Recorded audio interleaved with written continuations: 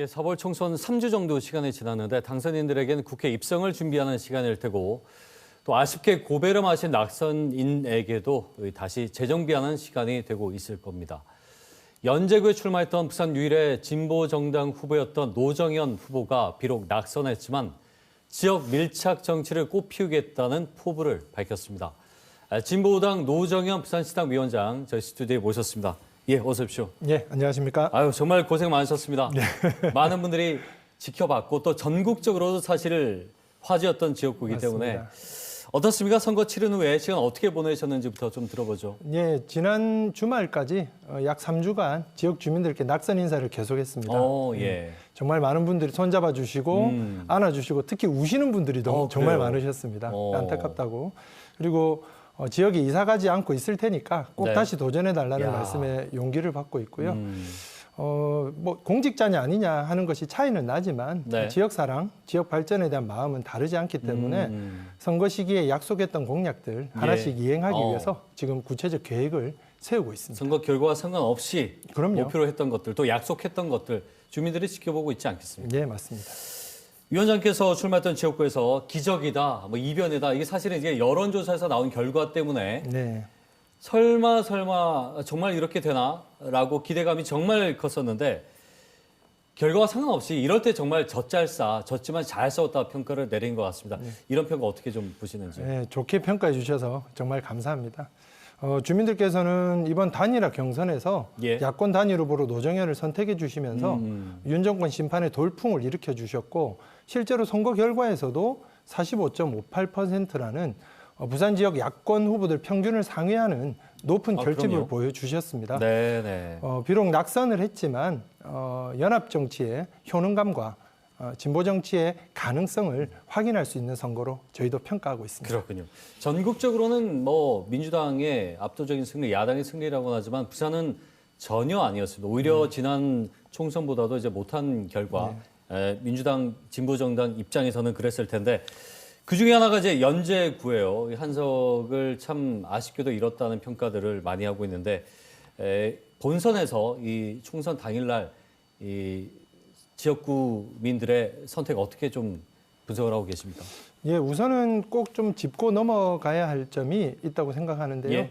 부산 지역의 야권 후보들의 지지율이 꾸준히 상승하고 있다는 점입니다. 네네. 이번에 비례선거를 같이 치렀기 때문에 45%나 되는 지지율이 결국 192석의 야권 압승에 기여한 바가 크다고 생각하고요.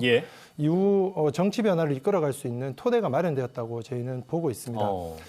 그런데 말씀하신 대로 기존의 3석이었던 의석이 1석으로 되려 후퇴한 것은 저희가 뼈아프게 돌아보고 있습니다. 네. 선거 막판에 민주진보 200석 이상은 안 된다. 역으로는 국민의힘 100석 아래로는 안 된다라고 하는 강한 견제 심리가 작동을 하면서 국민의힘으로의 역결집이 이루어졌는데요. 근데 저희는 이제 이 문제를 이렇게 봅니다. 부산에서 보수 결집은 상수 아니겠습니까?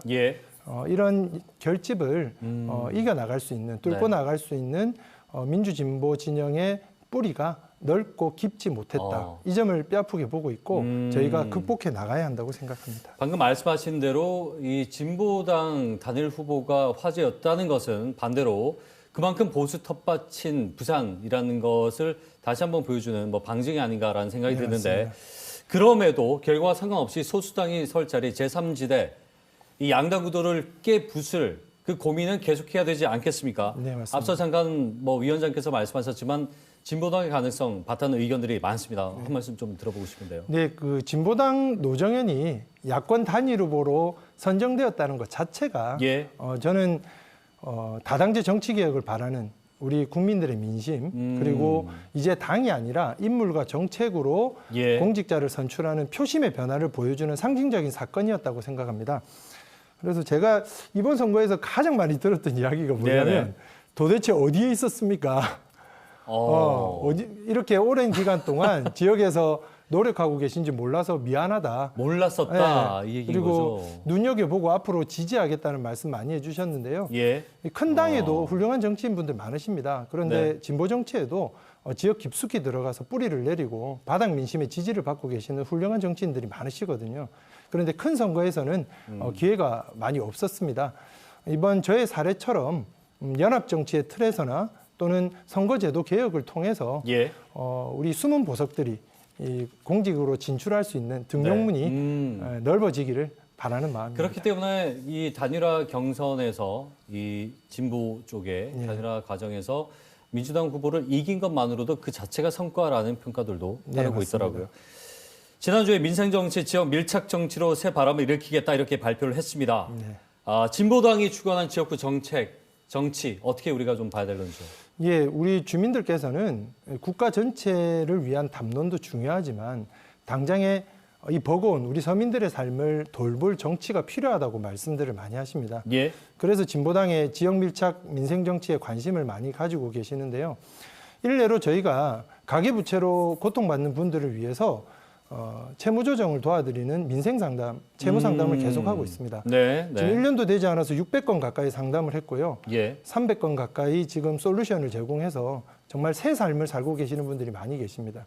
빚 때문에 찾아왔다가 빛을 봤다 이런 평가를 많이 해주시는데요. 예. 근데 이 사업도 당 안에서 누가 기획해서 시작된 게 아니라 주민들 삶 속에 들어가서 고충을 들으면서 함께 눈물을 흘리고 저희 당원들이 어떻게 도움이 되어 볼까 하면서 금융복지 상담사 자격증을 직접 취득해서 당원들이 하고 계세요. 아, 그래요? 그러니까 이렇게 정치하고 있습니다. 그러니까 저희 진보당의 지역 정치라고 하는 거는 지역 주민들 속으로 깊이 들어가서 함께 삶을 나누고 네. 고충을 듣고 삶을 향상시키는 것이라고 말씀드릴 수 있고요.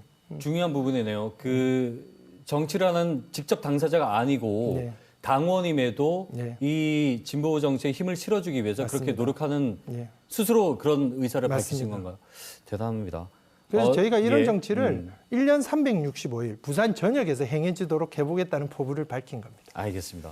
지금 두 차례 구의원 하면서 또 이번 선거 치르면서 가장 큰 성과 중에 하나가 인지도가 급상승하지 않았나. 사실 전국적으로 아마 많이 이름은 네. 그러실 것 같아요. 그러나 4년 후를 생각한다면 또 네. 지금부터 다음 총선까지 지역 정치를 생각한다면 존재감이나 또 정치인으로서의 이제 소위 체급을 좀 더 높여야 되지 않겠느냐. 이런 고민도 좀 있으실 것 같아요.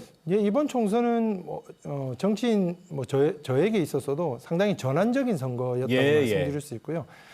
지역 주민들께서는 벌써부터 이제 노정현의 역할은 달라졌다 이렇게 말씀하시고요. 저 또한 이제 작은 선거, 기초 선거가 아니라 총선이나 큰 선거를 통해서 승부를 봐야 한다고 마음먹고 있습니다.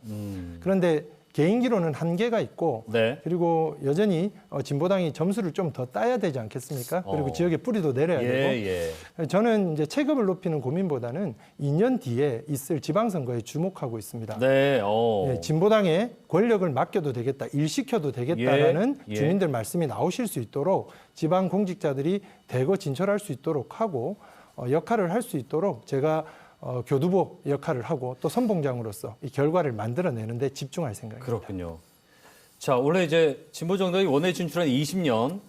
근데 그 시절은 사실은 그 원내 의석 수나 또는 이제 지지율이 더 높은 경우도 많았거든요.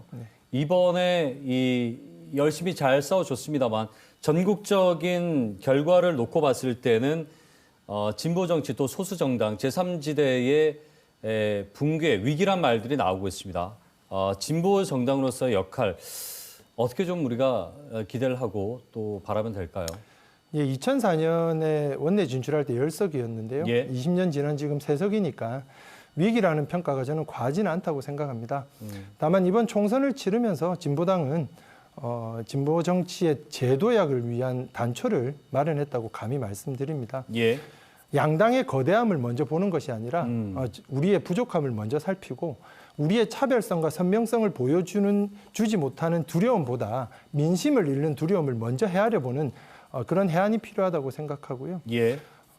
저희 유일한 원내 진보정당인 진보당은 지금 시작된 이 연합정치가 더 꼽힐 수 있도록 야권의 협력을 이끄는 중추 역할을 하겠습니다. 그리고 진보정치 세력의 단결을 통해서 파이를 키우고 22대 국회를 그야말로 대한민국을 개혁할 수 있는 개혁국회로 만들어가는데 이바지할 생각입니다. 알겠습니다. 국민께 사랑받는 진보정치를 기대해 주십시오. 혹시나 너무 낙심하진 않았을까 제가 걱정하는 걱정을 했었는데 씩씩합니다. 전혀 그 걱정은 하지 않아도 될 것 같고 민주주의 발전에 결국 귀한 역할을 지금 하고 있지 않나라는 생각도 듭니다. 앞으로 많은 기대하겠습니다. 오늘 고맙습니다. 네, 고맙습니다. 자, 진보당 노정현 부산시당 위원장과 함께 얘기 나눠봤습니다.